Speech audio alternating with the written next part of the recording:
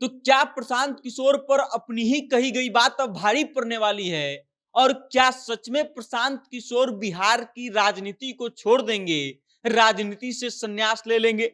ये बातें पिछले कुछ दिनों से चर्चा के केंद्र में बनी हुई है कि आखिर प्रशांत किशोर ने जो दावा खुद ही किया था, वो दावा अब गलत होने वाली है, तो प्रशांत किशोर क्या करने वाले हैं?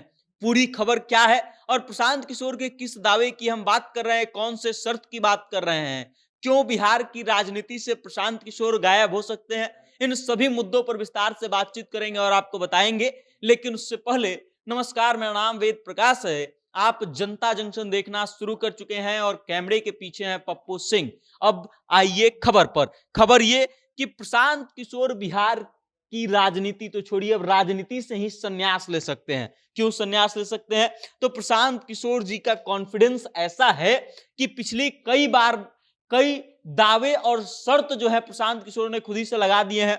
कई बार आपने सुना होगा कि प्रशांत किशोर ने दावा किया था कि जनता दल यूनाइटेड नीतीश कुमार की जो पार्टी है वो 25 से ज्यादा सीटें बिहार विधानसभा चुनाव 2025 में नहीं जीतने जा रही है। और अब जो एग्जिट पोल के रुझान आए हैं वो साफ साफ इस बात की ओर संकेत कर रहे हैं कि अगर एग्जिट पोल सही दिशा में जा रहा है तो भाई साहब जनता दल यूनाइटेड 25 से ज्यादा सीटें जीतने वाली है।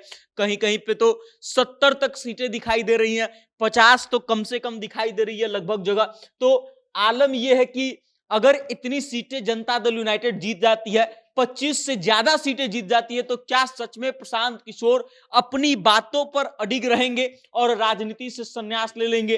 क्योंकि जिस कॉन्फिडेंस के साथ प्रशांत किशोर ये दावा कर रहे थे वो कॉन्फिडेंस बिहार चुनावों की एग्जिट पोल में दिखाई नहीं दे रहा है। तमाम जगह जो है एनडीए का जो है सरकार बनाया जा रहा है, एनडीए को बहुमत दिलाया जा रहा है। दो दावे प्रशांत किशोर ने किए।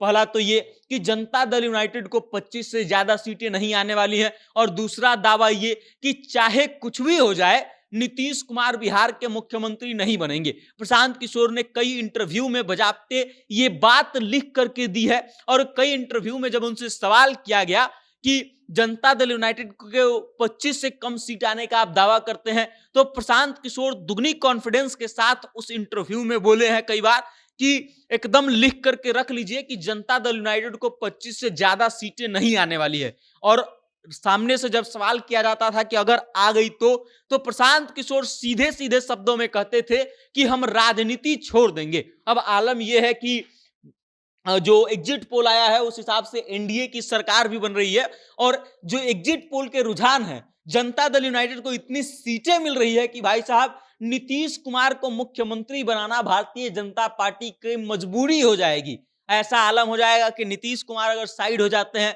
तो एनडीए का सरकार बन नहीं पाएगा, और नीतीश कुमार अगर साथ रहेंगे और इतनी सीटों के साथ साथ रहेंगे कि वो सरकार में हिस्सेदार रहें अगर उनके कारण, तो जाहिर सी बात है कि जनता दल यूनाइटेड में नीतीश कुमार के अलावा कोई और ऐसा नेता नहीं है जिसको मुख्यमंत्री बनाया जाए। तो दोनों बातें प्रशांत किशोर की गलत होते जा रही है। अब सवाल ये उठ रहा है कि क्या प्रशांत किशोर ओवर कॉन्फिडेंट होकर के ये बातें कह दिए, या फिर जब चुनाव का परिणाम आएगा तो प्रशांत किशोर की बातें सही होंगी। कुछ लोग सवाल ये भी कर रहे हैं कि जो प्रशांत किशोर इतने कॉन्फिडेंस के साथ इस बात का दावा कर रहे थे कि नीतीश कुमार ना तो मुख्यमंत्री बनेंगे और ना ही उनकी पार्टी को 25 से ज्यादा सीटें आएंगी, उस प्रशांत किशोर का अब क्या होगा?